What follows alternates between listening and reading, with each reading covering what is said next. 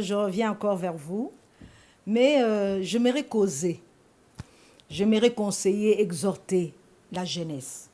Parce qu'il y a beaucoup de choses qui se passent avec notre jeunesse et que vraiment, on est en train de se perdre. Les enfants, on dirait, n'ont plus de repères avec ces réseaux sociaux.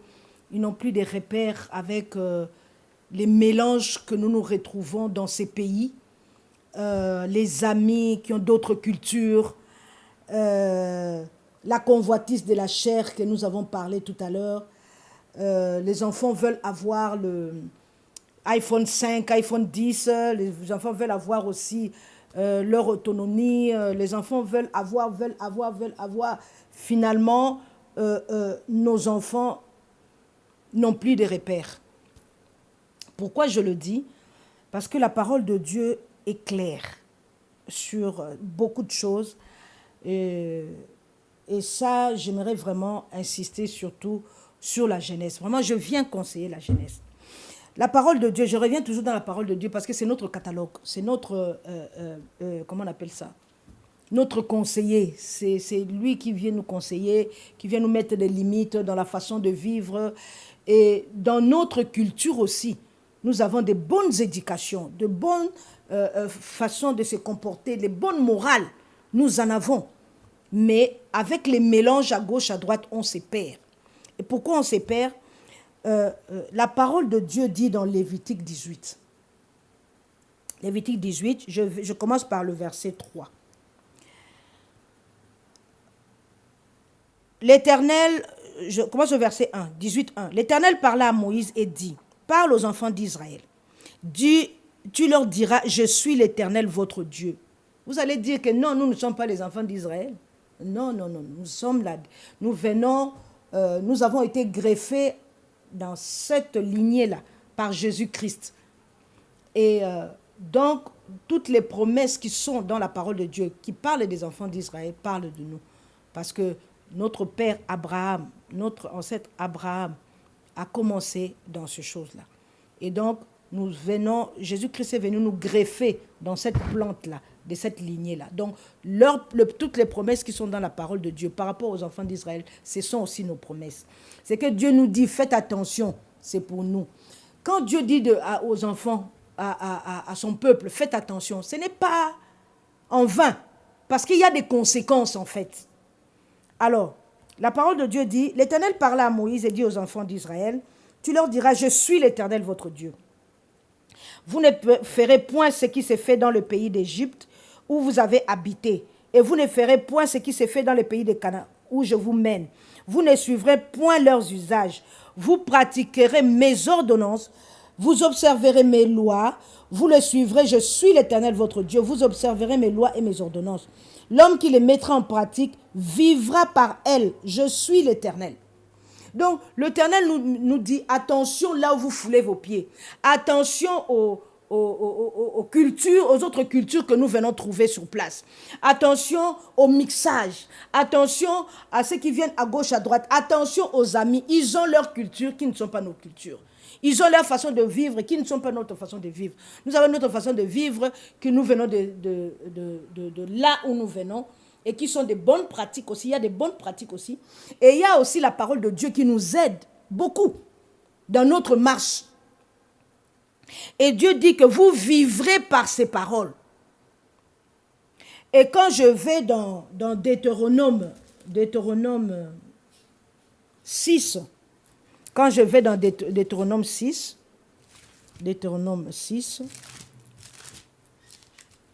Dieu dit, écoute, je suis Deutéronome 6, le verset 4. Écoute, Israël, l'Éternel, notre Dieu, est le seul Éternel. Tu aimeras l'Éternel, ton Dieu, de tout ton cœur, de toute ton âme, de toute ta force.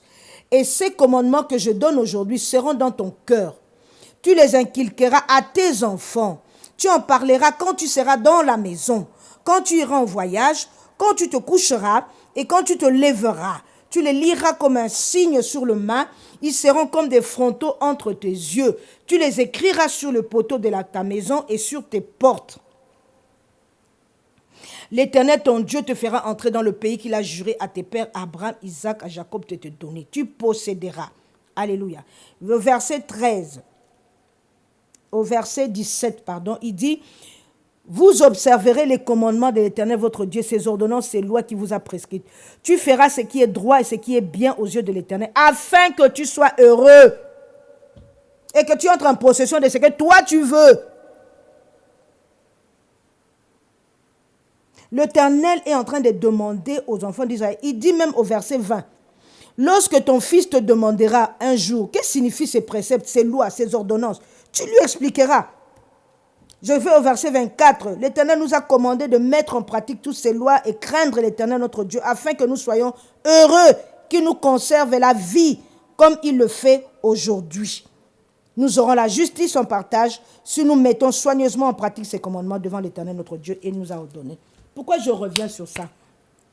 Parce qu'aujourd'hui, ce que la jeunesse est en train de faire, ils le payeront plus tard. Aujourd'hui, tu es en train de vivre, je suis jeune, je fais ma vie, je fais comme je le veux. Mais plus tard, quand tu vas te marier, quand tu vas commencer à chercher les enfants, quand tu vas commencer à vouloir vivre la stabilité dans ton ménage, dans ton foyer, c'est là qu'il y aura des problèmes. Je commence par ça. Dieu est en train de parler. Il parle à ses enfants, il parle à la famille. Parlez aux enfants quand vous vous couchez, quand vous vous levez, quand vous allez en voyage. Écrivez même dans les maisons, parce qu'il y a souvent des cadres où on écrit l'Éternel est mon Dieu, l'Éternel est ceci, tout ça. Que les enfants, ça entre dans la mémoire des enfants. Il dit que tu les inculqueras. Inculquer, ça veut dire parler, parler, parler jusqu'à ce que ça entre. C'est important parce que il y a beaucoup, nous sommes en train, nous à l'église, nous travaillons sur la délivrance. Et nous voyons comment est-ce que les vies sont massacrées à cause de la jeunesse. Ce qui a été fait avant et qui a amené des troubles aujourd'hui dans les foyers. Certaines femmes n'arrivent pas à avoir des enfants. Certains hommes n'arrivent pas, sont impuissants. Mais pourquoi? Parce qu'il y a eu de troubles dans la jeunesse. Et ces malédictions-là ont été transportées. Tu crois que j'ai fait, c'est fini, c'est fini. On ne m'a pas vu. Personne ne m'a vu. C'est caché entre moi et le Père, entre moi et mon frère, entre moi, mais vous ne savez pas que les esprits ont vu. C'est pour ça que la parole de Dieu dit, fais attention quand tu parles dans ta maison, que l'oiseau ne puisse pas emporter. Quel est cet oiseau qui va emporter? C'est les esprits. La parole de Dieu, je viens au verset 18, j'étais au verset 18, au verset 5, verset 6. Nul de vous ne s'approchera de sa parente pour découvrir sa nudité. Je suis l'Éternel. Tu ne découvriras point la nudité de ton père, ni la nudité de ta mère. C'est ta mère, tu ne découvriras point sa nudité. Je m'arrête là, 6, 7. Il dit de ta parente. Quand on dit parente, cousin, cousine, oncle, tante, la belle-fille, la belle-mère, le beau-papa, tous ce parents-là. Et quand ils entrent, il va même parler, dit, tu ne verras pas la nudité de ton père ni la nudité de ta mère. C'est ta mère, tu ne découvriras pas sa nudité. Donc, si tu découvres la nudité de ton père ou de ta mère, c'est une malédiction. Certains parents, même deux fois, je ne sais pas, comme nous sommes maintenant en Europe et que tout le monde est devenu européen, tu vois une maman qui est en train de se laver, l'enfant est là, qui sort de la douche, qui met sa petite culotte, qui se promène, l'enfant est en train de voir. Mais tu es en train de maudire l'enfant? Parce qu'on est en Europe. Faisons attention à ce que nous sommes en train de faire. La malédiction que nous sommes en train de mettre sur les enfants, on ne se rend pas compte parce qu'on ne lit pas la parole. Cette parole, quand tu la lis, elle te rendra libre. Tu sauras comment marcher.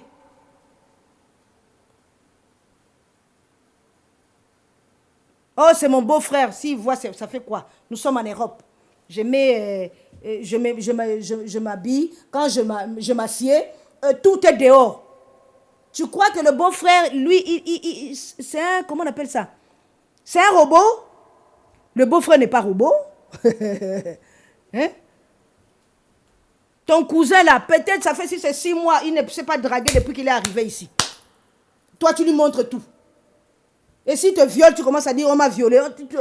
C'est toi-même qui as fait qu'on te viole. Et ça sont des malédictions. Et je viens insister surtout sur les parents, le beau-père, la belle-mère, surtout le beau-père ici en Europe.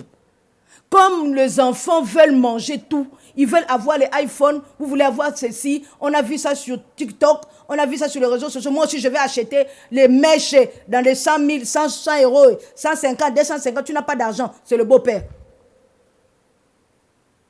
Beau-père, beau-père, beau-père, beau-père.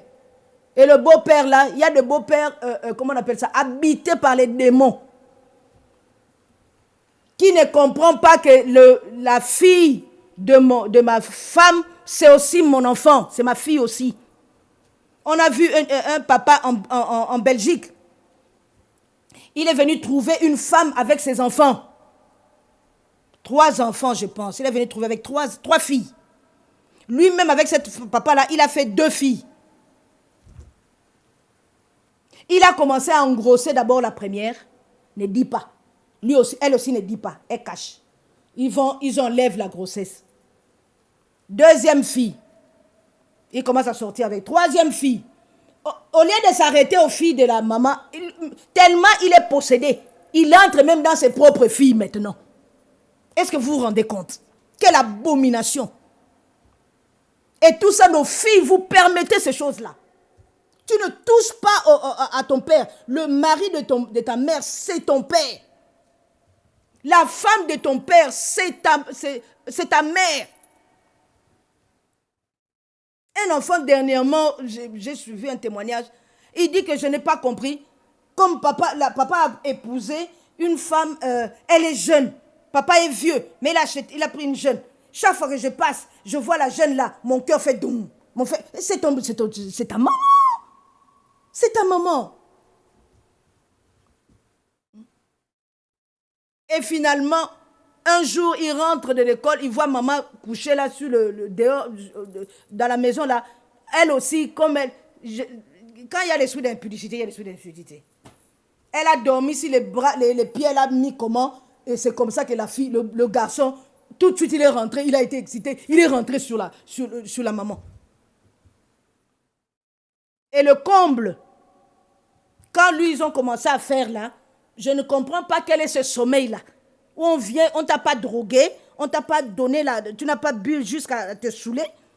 On te tourne, on te retourne, tu dors toujours. Ça, vraiment, je ne comprends pas ce sommeil-là. Et à ce moment-là, le papa arrive. Le papa trouve son fils sur sa femme. Le papa crie, ah! L'enfant a fui. Mais c'est comme ça que le papa a attrapé la crise cardiaque. Et c'est comme ça que le papa est mort quelques mois après. Vous vous rendez compte? Les esprits de la puissance de l'air, les fils de la rébellion qui agissent dans les esprits des gens. Là où tu foules tes pieds. Tu connais les esprits qu'on a appelés dans cette maison-là? Nous aimons tout aller chez les copines. Ah, je vais chez ma copine, je vais dormir chez ma copine. Tu connais les esprits qu'on a appelés dans cette maison-là? Vous connaissez les esprits qu'on a appelés dans cette maison-là? Et ils ont une autre religion. Toi, tu as une autre religion. Ce n'est pas le même Dieu. Et ils ont leur façon de prier. Toi, tu as ta façon de prier. Faisons attention, faisons attention. La jeunesse, je viens clouer, je viens marteler, marteler, marteler. Ta parente. Cet enfant a connu de problèmes sérieux. Cet enfant-là qui est parti là. Le mariage même, c'est un problème. Puissance sexuelle, un problème. Parce que papa, dans son cœur, il va parler. Il va maudire dans sa colère. La maman que je parlais par rapport en Belgique, le papa, là, la même chose. Il a pris les enfants, tous les enfants, il a commencé. Mais il a vu une fille. Elle a fait chez une soeur. Et une soeur a vu que, un jour, elle voit papa sortir. Parce que la maman va au travail la nuit. Elle travaille à l'hôpital la nuit. Donc, toute la nuit, papa est avec les enfants. Donc, il entre dans cette chambre, il entre dans l'autre. C'est sa basse-cour. Il entre, c'est la reine maintenant, la reine. Donc, il entre comme il veut. Il prend là où il veut.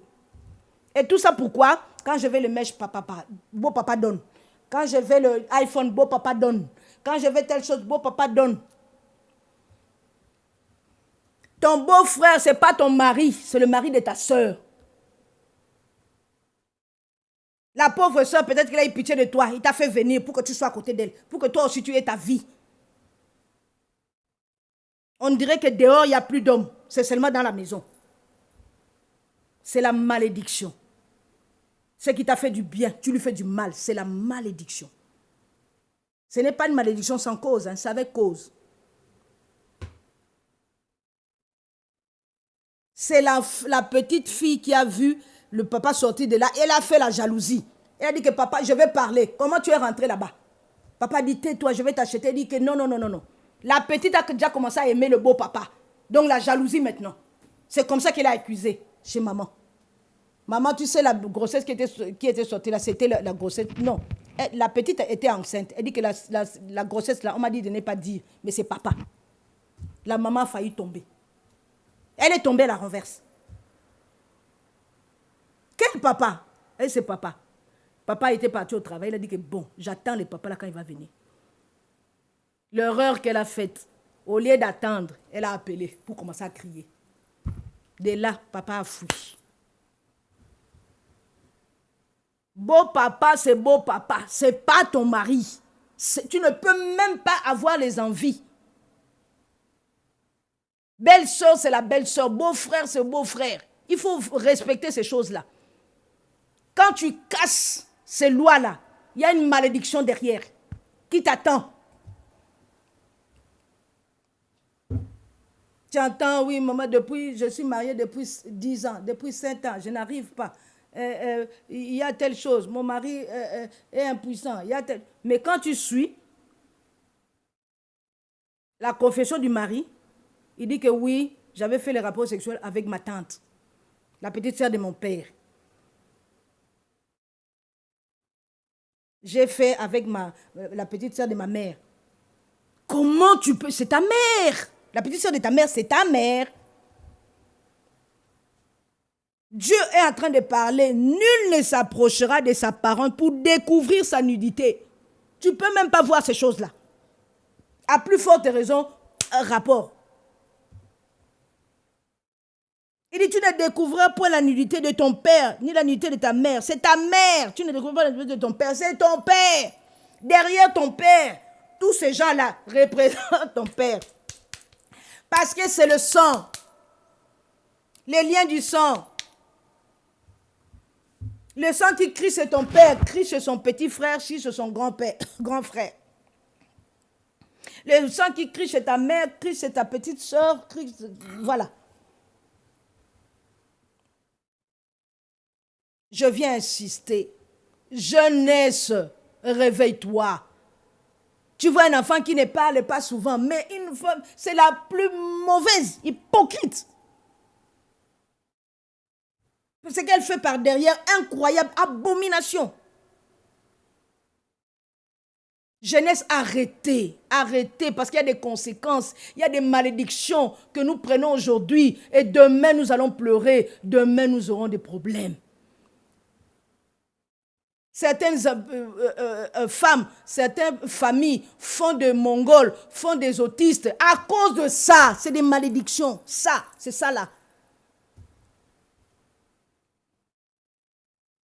Je ne comprends pas comment j'ai des enfants comme ça. C'est ce que tu as fait autrefois dans ta jeunesse. C'est ce que tu payes aujourd'hui. Ce n'est pas toujours la sorcellerie, hein. Ce n'est pas toujours la sorcellerie, la sorcellerie de la famille, mon oncle, oh mon père, oh ma mère. Oh, deux fois, c'est ce que toi tu as sémé. On récolte ce qu'on sème. Jeunesse, jeunesse, jeunesse, arrêtez. Qu'on ne vous trompe pas. Le papa vous trompe parce qu'ils ont déjà fait leur vie. Ils viennent détruire ta vie. Quand tu vois papa commencer comme ça, beau papa ou papa commencer comme ça, l'oncle commencer comme ça, va dire à la mère, va dire à ta belle-mère ou à ton beau-père, va dire à celui que tu peux parler. Même si on ne t'écoute pas aujourd'hui, demain on t'écoutera. Parce que c'est vrai, je connais une dame, un enfant, qui avait dit que oui, moi j'ai eu des attouchements par mon beau-papa. Mais quand je suis partie dire à maman, maman a dit que non, non, non, non, non, c'est impossible, il ne peut pas faire ça. Maman, quand tu dis déjà c'est impossible, il ne peut pas faire ça, tout de suite tu coupes l'enfant. Il ne peut pas continuer. Mais l'enfant a peur parce que tu prends le parti de ton mari ou de ta femme. Il faut savoir écouter les enfants. Il faut savoir mettre l'oreille quand l'enfant parle. Et après, commencer à discerner. Prie pour cela. Dieu te montrera le chemin. Cet enfant a dit que j'ai parlé, on m'a dit que, on a failli même me faire repartir en Afrique. Donc, finalement, je me suis dit, bon, je laisse. Et le papa a continué, le beau-papa a continué, jusqu'à ce que la fille est devenue enceinte. Jusqu'à ce qu'ils sont partis enlever. Et c'est comme ça que les gens ont su. Les beaux-papas sorciers, les belles-mères sorcières. Il faut arrêter avec les enfants d'autrui. Il faut arrêter avec la jeunesse. Laissez la jeunesse vivre. Si vous avez vécu, vous, mal, laissez la jeunesse vivre. Je viens prier. Père éternel, je viens te bénir pour cette parole. Que tout enfant, que tout jeune qui a été touché par la famille, par la parente, du côté des pères, du côté des mères, dans le mariage, Seigneur, je viens demander pardon. Répète avec moi, tu viens demander pardon. Demande pardon à Dieu pour ces actes-là que tu as commis, les infamies, les abominations. Prie, demande pardon. Le Dieu là, il dit si tu confesses tes péchés, il est fidèle et juste pour te pardonner. Il va te pardonner. Et cherche les hommes de Dieu qu'on prie pour toi. Il faut aller dénoncer. Prie et Dieu paiera. Demande pardon. Seigneur, merci parce que je laisse cet enfant derrière toi. Je laisse cette jeunesse au-devant de toi, Seigneur. Ces jeunes, cette jeunesse, cette fille, cette sœur, cette fille, ce garçon qui est devant toi, Seigneur. Aujourd'hui, c'est les beaux papas, c'est les belles-mères qui entraînent les enfants dans le lesbianisme, qui entraînent les enfants dans l'homosexualité. C'est les beaux-pères, les belles-mères.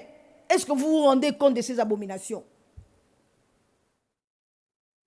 J'ai vu un enfant de 12 ans, il dit que depuis 8 ans, ma belle-mère fait des choses avec moi.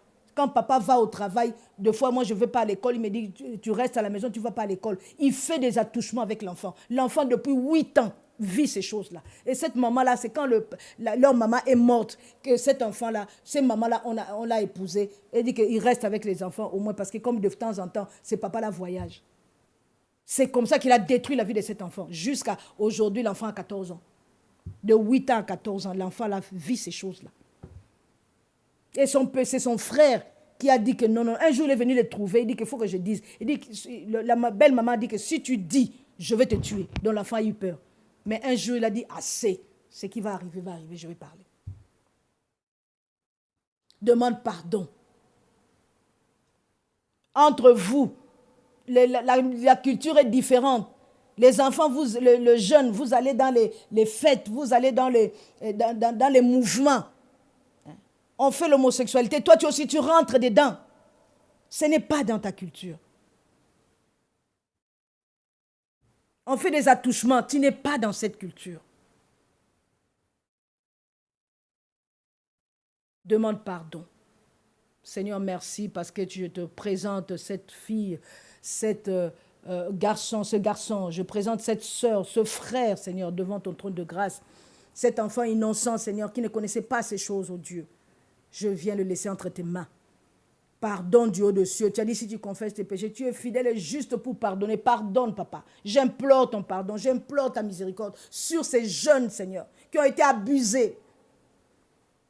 Seigneur, pardonne du haut des cieux, pardonne, papa. J'implore ta miséricorde. Tu as dit, Seigneur, si on avoue ces péchés, Seigneur, si on avoue ces transgressions, Seigneur, on les délaisse, on obtient miséricorde. J'implore ta miséricorde. Que le sang de Jésus puisse le purifier, le sanctifier. Demande le sang de Jésus puisse le purifier, le sanctifier. Je viens détruire, Seigneur, ces esprits qui sont entrés par rapport à ces abominations dans la vie de ces enfants. Au nom puissant de Jésus. Je chasse ces esprits-là de la vie de ces enfants au nom de Jésus. Je viens briser ces malédictions dans la vie de ces jeunes, de cette jeunesse, au nom puissant de Jésus. Je couvre les jeunes dans le sang de Jésus. Merci Père. J'amène leurs pensées captives à l'obéissance de Jésus-Christ. Que ton nom soit glorifié, magnifié. Seigneur, si l'Éternel le protège, celui qui protège, protège en vain. Seigneur, protège nos enfants. Nous les laissons entre tes mains. Gloire et louange à toi, Seigneur. Sois béni, sois exalté, sois glorifié. Merci pour la jeunesse, Seigneur. Oh, c'est eux qui vont travailler demain. C'est eux qui vont élever l'étendard, Seigneur. Merci pour notre jeunesse, Seigneur, que ce soit en Europe, que ce soit en Afrique, que ce soit aux États-Unis, Seigneur, où l'Église de Dieu, Seigneur, surtout les jeunes dans l'Église sont en train de se détruire. C'est là où il y a le refuge, Seigneur. Papa, j'implore ta grâce. Protège du haut des cieux. Gloire et louange à toi. Au nom de Jésus. Amen.